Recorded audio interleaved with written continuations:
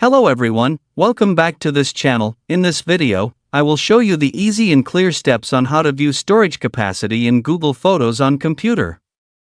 So how to view storage capacity in Google Photos on computer? Make sure you keep watching this video until the end. Let's get started right away. Firstly, just go to Google Photos on your computer or laptop.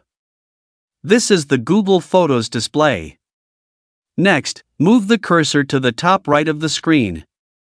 There are lots of menu options here. Next, tap the Settings menu. Now here it is in the Settings menu. And here there are lots of setting options that you can use. Tap the Manage Storage menu. Now that you have filled it in, you are in the Manage Storage menu. Here you can find out the amount of capacity of your Google Photos storage. You can see what has been used and the remaining storage capacity. So that's it, tutorial how to view storage capacity in Google Photos on computer. Thank you for watching. I hope this video is useful. See you in the next video.